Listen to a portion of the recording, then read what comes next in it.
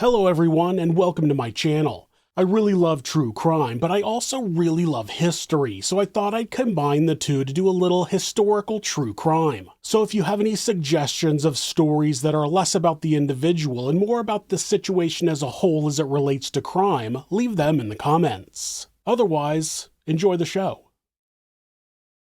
Before the 20th century, there wasn't much of a priority placed on presidential protection.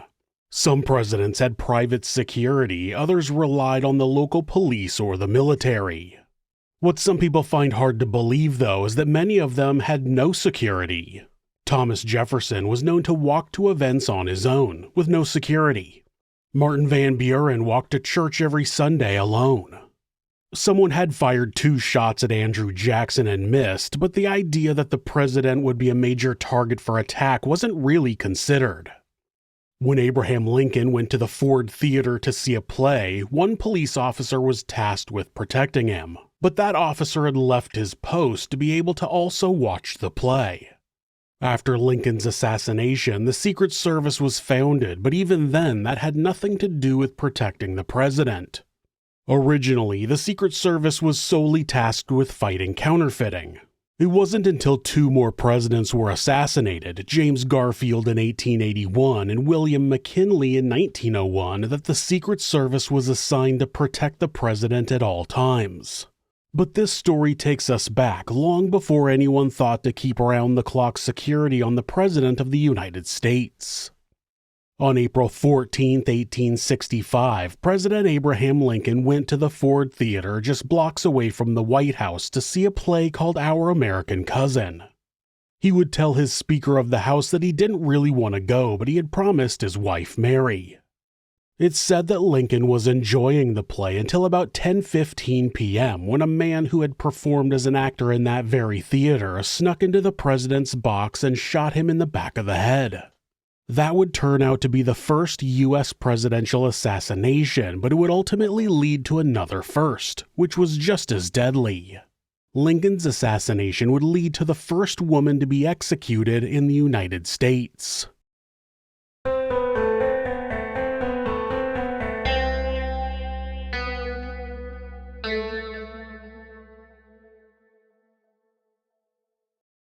This story is not claiming guilt or innocence for Mary Surratt. This is about her being executed, obviously because she was found guilty, but that guilt was questioned pretty quickly after her death.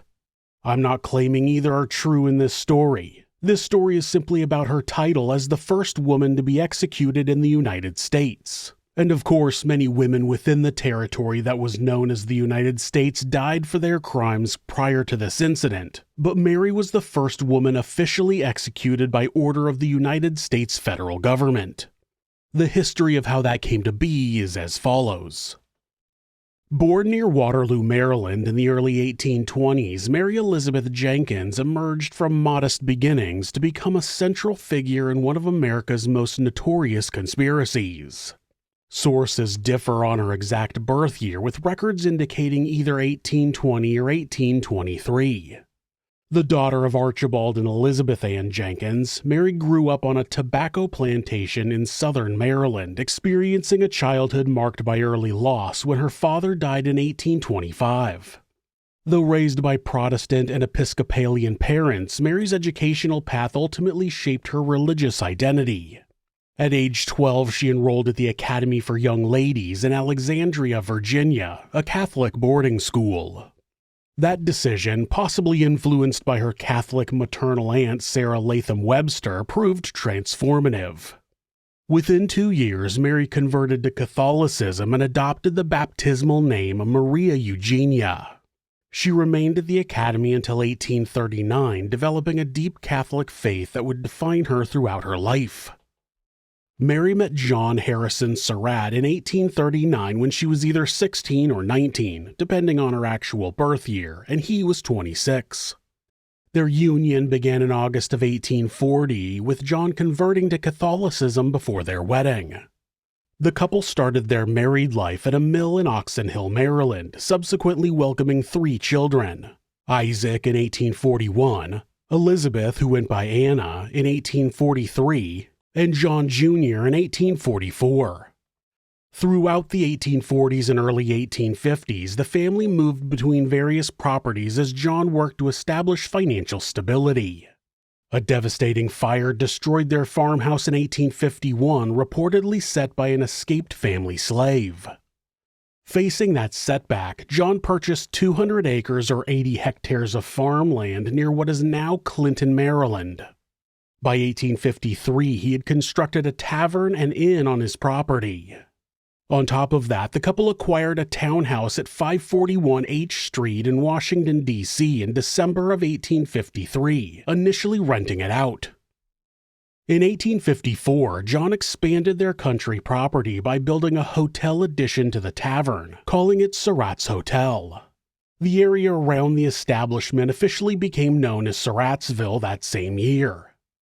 The Surratt property at Surrattsville eventually grew into a significant local establishment. Beyond merely a family home, it functioned as a tavern, public dining room, and hotel for traveling gentlemen. John served as the hamlet's first postmaster, operating a U.S. post office from within the tavern.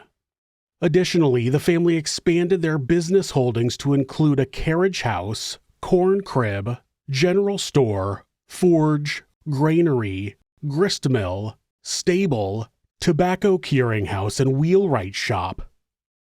With the outbreak of the Civil War, the Surratt's Southern sympathies became increasingly evident. As a slaveholding family in Maryland, they aligned with Confederate interests despite their state remaining part of the Union. Their eldest son Isaac joined the Confederate Army while John Jr. began working for the Confederate Secret Service. The tavern at Surrattsville transformed into more than a business. It became a clandestine Confederate safe house. Serving as a way station for the Confederate Underground Network, it provides shelter for rebel agents and spies moving between Richmond and points north. That Confederate connection would ultimately link the Surratt family to the Lincoln assassination conspiracy. When John Surratt died in 1862, Mary found herself in financial difficulty. When the state of Maryland outlawed slavery in 1864, she was no longer able to maintain her farm, so she rented the Surrattsville Tavern to a man named John Lloyd and relocated to her Washington townhouse, which she converted into a boarding house. The boarding house on H Street in Washington, D.C. became the nucleus of a treasonous plot in the months leading up to Lincoln's assassination. John Wilkes Booth's connection to the Surratt family began through Mary's son. John Surratt Jr., already involved in Confederate activities, introduced the famous actor to his mother. Consequently, Booth became a regular visitor at the boarding house between September of 1864 and April of 1865. Louis Weichman, a former seminary classmate of John Jr.'s who boarded at the house, provided critical testimony about those visits. According to Lewis, Booth made frequent appearances at the boarding house, often requesting private conversations with Mary when her son was absent. Lewis observed that on those occasions, Booth would ask Mary, quote, to go upstairs and spare a word. The boarding house did not merely serve as Booth's occasional meeting place. It functioned as a central planning location for the entire conspiracy.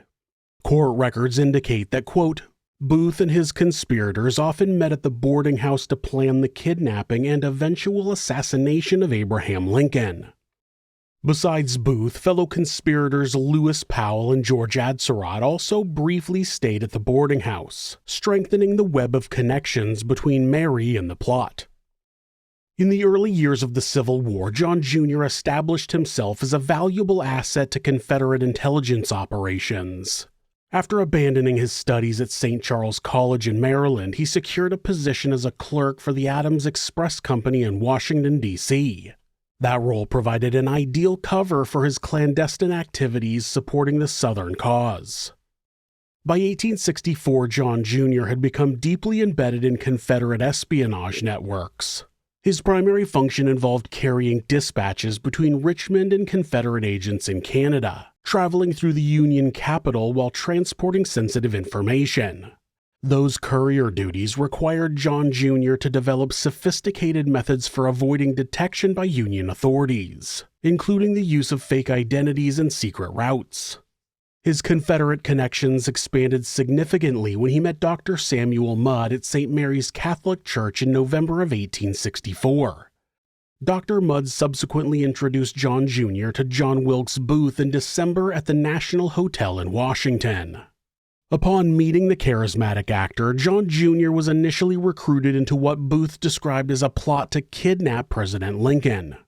That original scheme aimed to capture Lincoln alive and transport him to Richmond, where he would be exchanged for Confederate prisoners of war.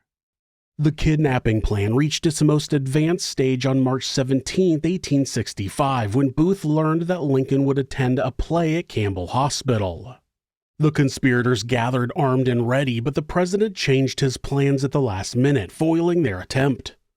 After that failure, the Confederate cause deteriorated rapidly. Richmond fell to Union forces on April 3rd, and General Robert E. Lee surrendered at Appomattox Courthouse on April 9th, effectively ending the war.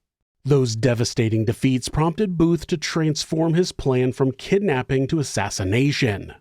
Notably, John Jr. was not present for the assassination itself. Having traveled to Elmira, New York on April 3rd for a Confederate mission, he remained there on April 14th when Booth fatally shot Lincoln. Upon learning of the assassination and his mother's arrest, John Jr. fled to Canada and then to Europe, where he served in the Papal Zouaves under an assumed name. The Papal Zouaves were an infantry battalion in Italy that served the Pope. He was eventually recognized but escaped to Egypt, where he was caught and returned to the U.S. Mary's connections to the conspiracy primarily stemmed from her son's activities and her willingness to allow her properties to serve as meeting places. Whether she fully understood the evolving nature of the plot remains debated, but those associations proved sufficient for the military tribunal to condemn her to death by hanging. The transformation of Booth's plot from kidnapping to assassination occurred within days of the Confederate surrender, reflecting his increasingly desperate mindset as Southern hopes collapsed. In the critical days preceding President Lincoln's assassination, Mary made two pivotal trips to her former property in Surrattsville, Maryland. One of those journeys occurred just days before the fatal shooting at Ford's Theater, and the second would be on the day of the assassination. After President Lincoln was killed, the shooter and an accomplice retrieved supplies from Mary's boarding house to help them escape. Suspecting its connection to the conspiracy, federal investigators placed the H Street establishment under surveillance pretty quickly after the assassination. On April 17, 1865, 3 days after the president's murder, the residents of the boarding house were questioned in relation to the tragic event. At approximately 11:45 p.m., as detectives questioned residents inside, an unexpected visitor arrived. Lewis Powell, covered in mud and carrying a pickaxe, knocked on the door claiming to be a laborer hired to dig a gutter. His timing could not have been worse for Mary. Major Henry Smith, one of the officers present, immediately recognized that Lewis's physical description matched that of the man who had brutally attacked Secretary of State William Seward on the night of Lincoln's assassination. The supposed laborer's story quickly unraveled upon questioning.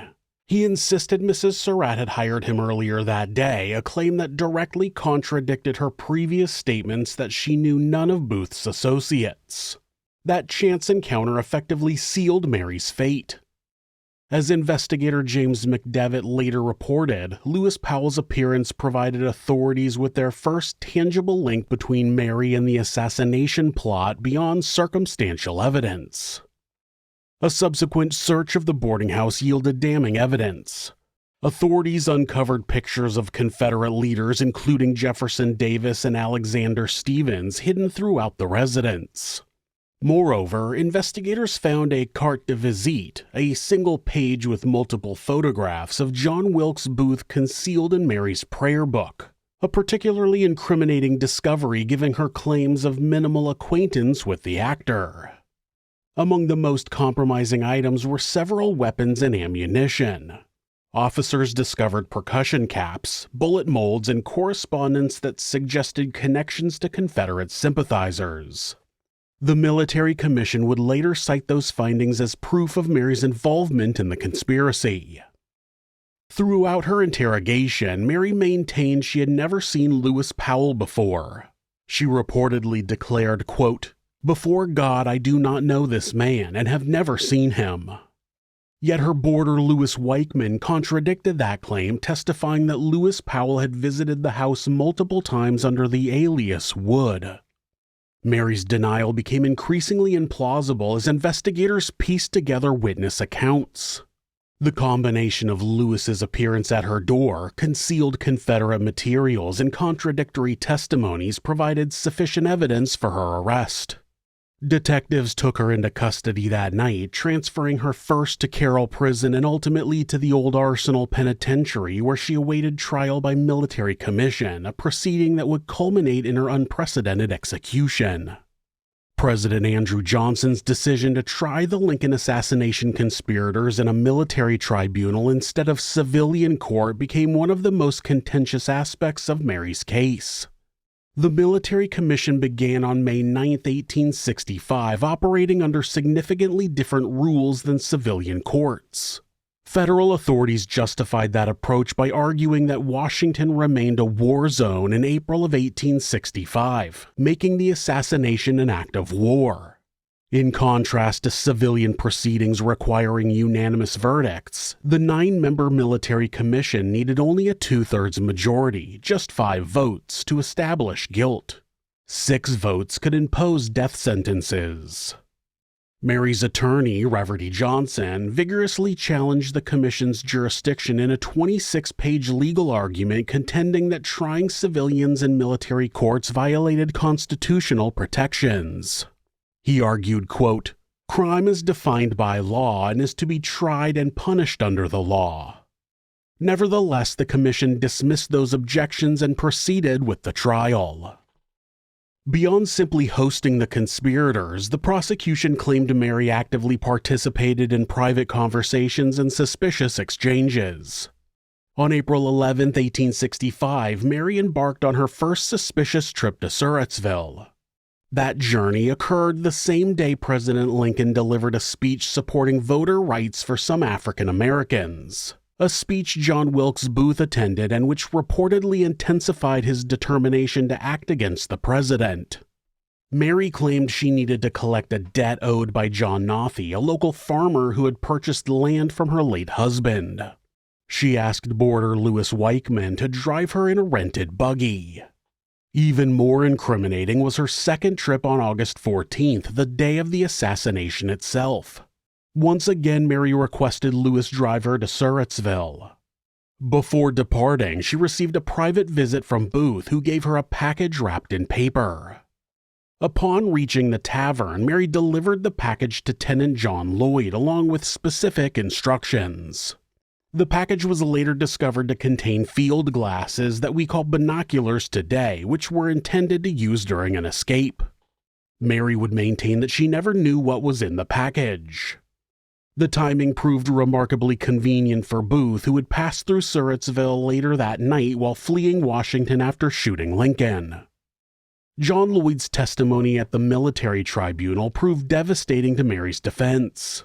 According to him, during her April 11th visit, Mary instructed him to have shooting irons ready as parties would call for them. Those weapons had been concealed at the tavern weeks earlier by her son John Jr. and fellow conspirators. He further testified that during her April 14th visit, Mary reinforced those instructions, stating, quote, "Get those shooting irons ready. There will be parties here tonight who will call for them." John's account directly connected Mary to the conspiracy's logistical preparations. The weapons she allegedly assured would be available were precisely what Booth and co-conspirator David Harold sought when they arrived at the tavern around midnight during their escape from Washington after the assassination.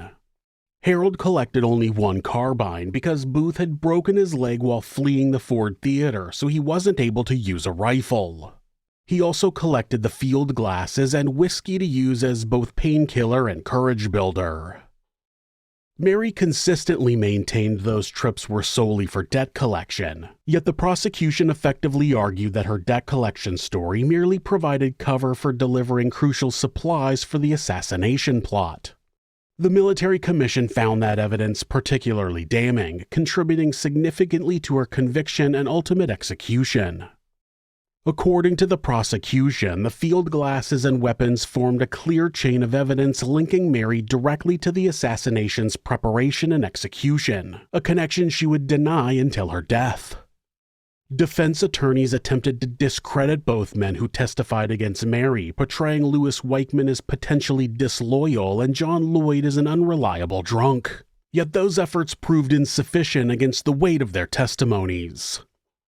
After the commission found Mary guilty, 5 of the 9 judges signed a petition requesting her sentence be commuted to life imprisonment, citing her gender and age. Anna Surratt desperately pleaded with Judge Advocate General Joseph Holt and attempted to see President Johnson but was denied access. Notwithstanding those appeals, Johnson refused clemency, reportedly stating she, quote, kept the nest that hatched the egg. He allegedly dismissed the pleas based on her gender as insufficient reason to change her sentence, arguing that such leniency would license female crime. Military authorities constructed a 12-foot or 3.6-meter high gallows in the Arsenal courtyard immediately after President Johnson signed the executive order on July 5th. As many expected clemency due to Mary's gender, soldiers were stationed along the route between the prison and White House to relay any last-minute pardon. None came. At 1:22 p.m. on July 7, 1865, history unfolded as Mary Surratt became the first woman executed by the United States federal government. Before dropping through the trap door, she proclaimed, quote, I wish to say to the people that I am innocent. The execution marked the culmination of a controversial trial that captivated the nation. Public opinion shifted dramatically after her hanging.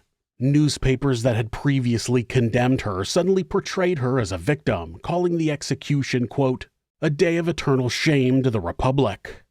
Many Americans, particularly Southerners, expressed outrage that the government had executed a woman. Lewis Powell, scheduled to die alongside Mary, made a significant declaration shortly before their execution. After meeting with Anna Surratt and her mother's supporters on the morning of July 7th, Lewis publicly proclaimed Mary's innocence. That last-minute statement delivered to Captain Christian Rath, who oversaw the execution, failed to save her life. Following her execution, officials buried Mary in a pine box near the gallows alongside her fellow conspirators. Her body remained there until 1867, when authorities moved it to a warehouse within the Arsenal grounds. In 1869, President Johnson finally released her remains to her daughter Anna. Mary Surratt's final resting place became Mount Olivet Cemetery in Washington, D.C. Her son Isaac and daughter Anna were eventually buried alongside her, marked only by a simple stone reading, Mrs. Surratt. Mary Surratt's execution remains one of the most controversial chapters in American judicial history. Throughout her trial, conflicting testimonies painted vastly different portraits of her involvement, ranging from active conspirator to unwitting landlady. Her final words on the gallows still echo through historical accounts, raising questions about justice that continue to this day. The military tribunal that convicted Mary operated under rules that significantly disadvantaged defendants compared to civilian courts. 6 votes among 9 judges sealed her fate rather than the unanimous verdict required in regular courts. Additionally, Lewis Powell's last-minute declaration of her innocence, though dramatic, came too late to save her from the gallows. Public sentiment shifted dramatically after her death. Many Americans who initially supported her punishment began questioning whether political vengeance rather than justice had driven her prosecution. The fact that 5 military judges recommended clemency based on her gender and age only to be overruled by President Johnson certainly fueled those doubts. Historians still debate whether Mary Surratt actively participated in the assassination conspiracy or merely found herself entangled through her son's activities and her property's use as meeting places. Certainly, the timing of her Surrattsville visits and John Lloyd's testimony about shooting irons created damning evidence against her. Nevertheless, questions persist about whether she deserved the ultimate punishment. This case established a troubling precedent regarding military tribunals trying civilians, a constitutional issue later addressed by the Supreme Court in ex parte Milligan, declaring it unconstitutional for civilians to be tried in military tribunals when civilian courts are available. Her execution undoubtedly marked a dark milestone as the first woman executed by federal authorities, a distinction that underscores both the extraordinary circumstances following Lincoln's assassination and the government's determination to punish all perceived conspirators regardless of gender. And I want to make it clear that I don't believe being a woman should be treated differently as a man when it comes to criminal sentencing. But in the context of the era in which this execution happened, it is relevant to this story. Despite repeated attempts to secure clemency, Mary's journey from Maryland innkeeper to condemned conspirator ended at the Arsenal gallows. The case of Mary Surratt thus remains a sobering reminder of how justice, politics, and wartime emotions can become fatally intertwined.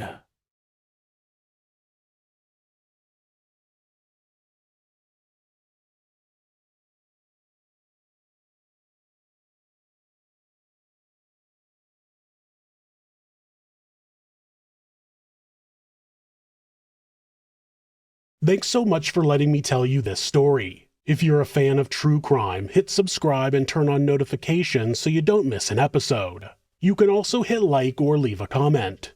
If you'd like to support the show, check out our merchandise at thisismonsters.com. The link is in the description. Thanks again, and be safe.